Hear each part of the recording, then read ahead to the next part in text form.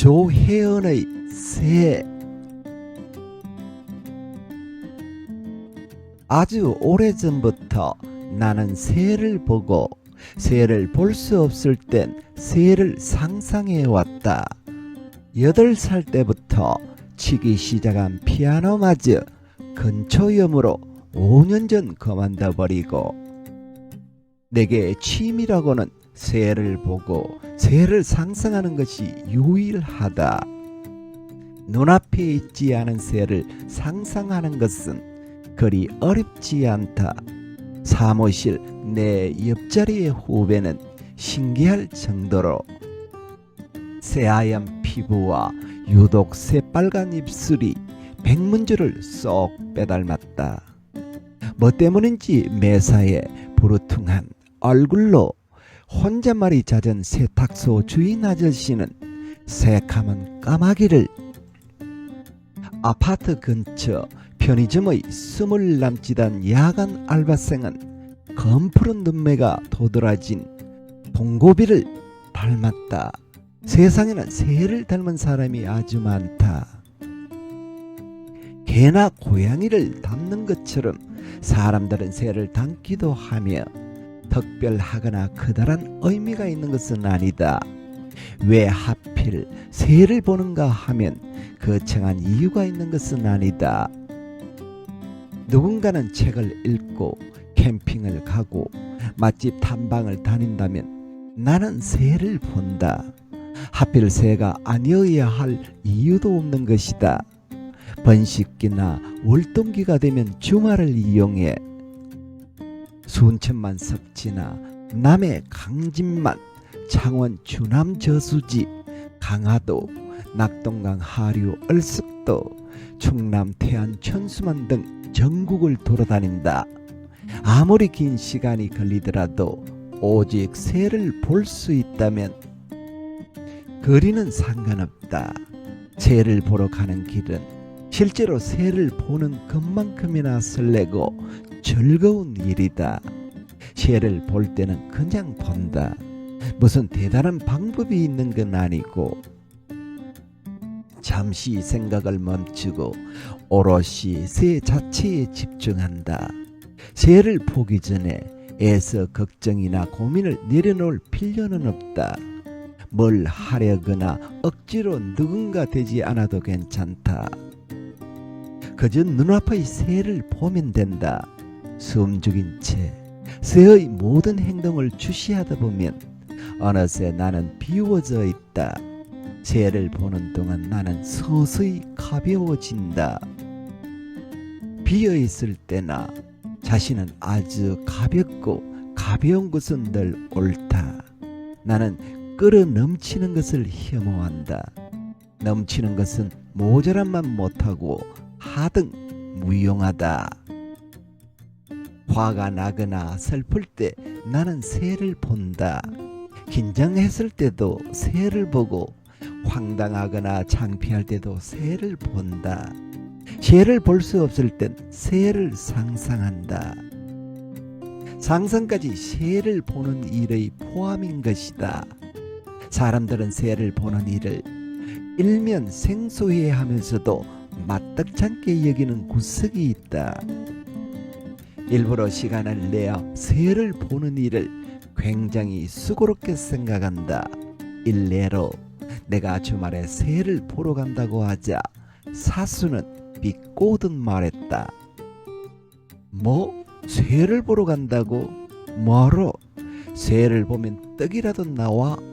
새를 보는 것을 하찮게 여기니 새를 보는 나도 하찮아 보였던 걸까? 떡이 나오냐니? 나는 그렇지 않다고 말했다.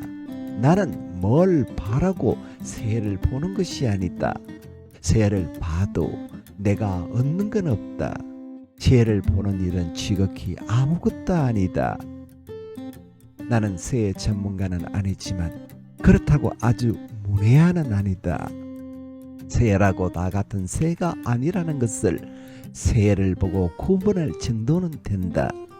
그렇다고 또 자랑할 만한 수준도 아닌 것은 지구에는 8,600여 종의 새들이 서식하고 있기 때문이다.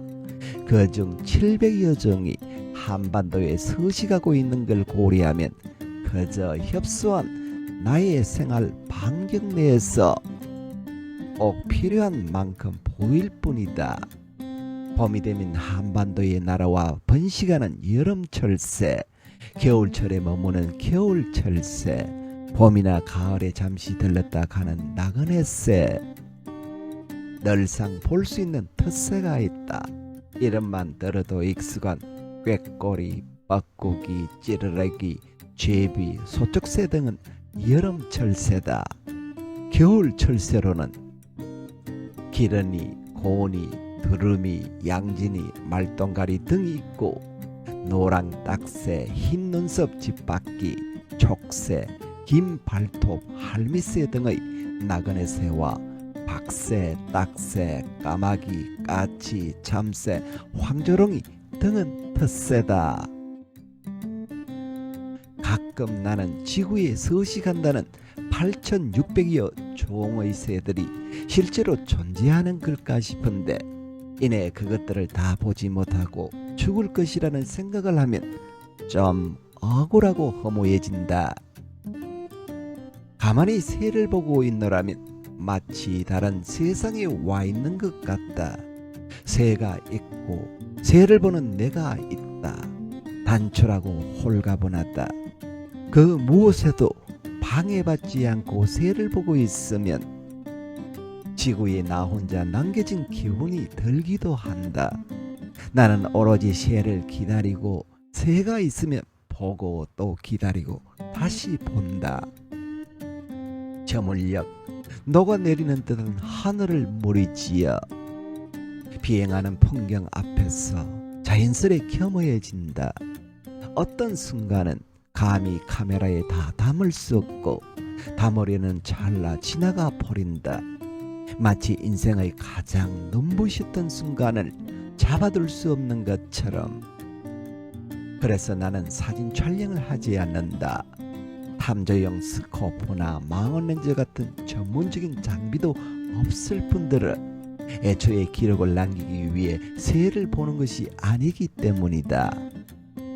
나에게 있어서 새를 본다는 건 저장이 아니라 비움이다. 비우고 또 비우는 과정이다. 내가 새를 보러 전국을 누비고 다니는 걸 아는 지인은 내게 새가 그렇게 좋으냐고 물었다. 약속도 취소할 만큼 사람보다 더 나는 거의 평생 새를 봐왔으며 새와 견줄 비교 대상은 없다. 때때로 사람들은 너무나 무심코 타인에게 가혹하게 군다. 새는 내가 가장 부서지기 쉬웠을 때 내게 왔다.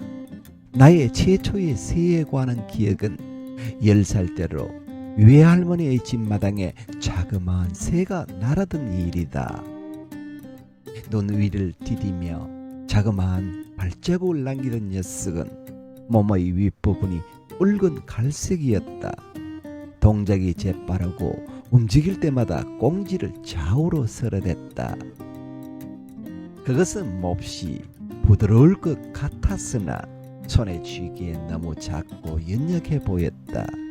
그의 겨울 나는 인천의 외할머니 집에 맡겨졌다.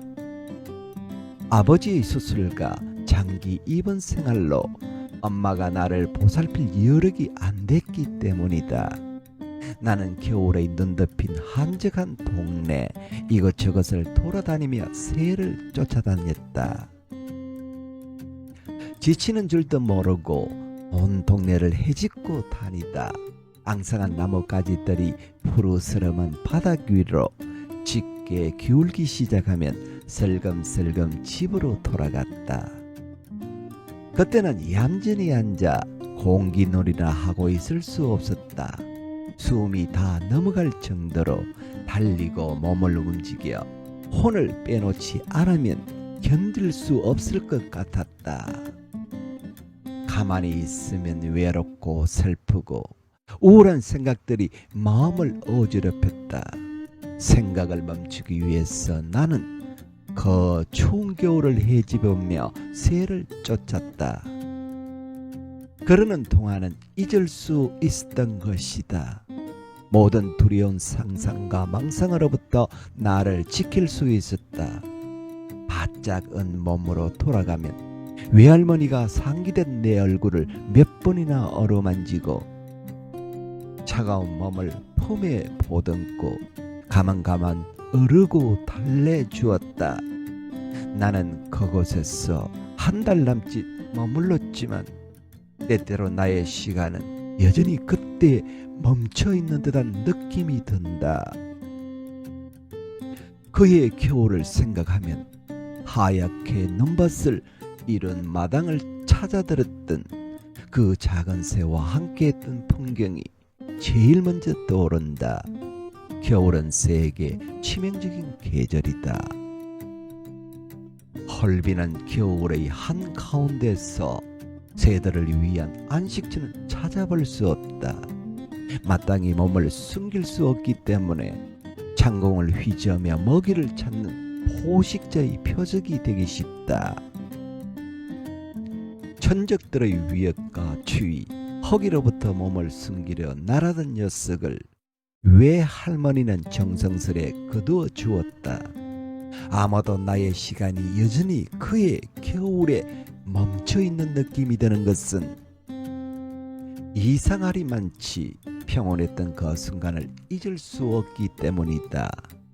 어쩌면 평온했던 그 순간에 영원히 머물고 싶기 때문인지도 모른다.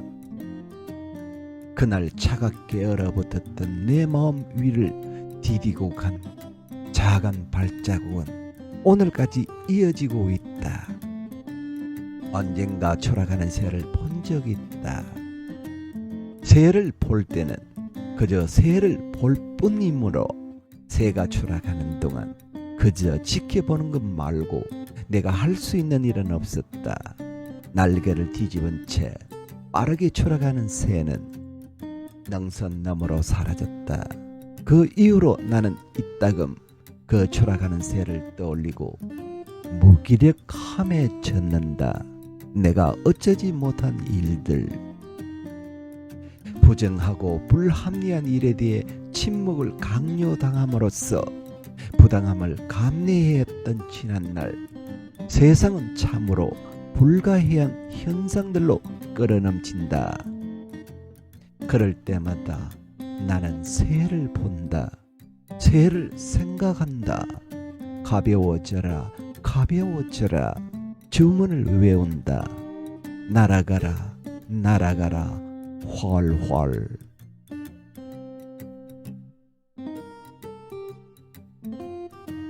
조혜연 수필가의 메시지를 보겠습니다. 나에게 있어서 새를 본다는 건 저장이 아니라 비움이다. 비우고 또 비우는 과정이다.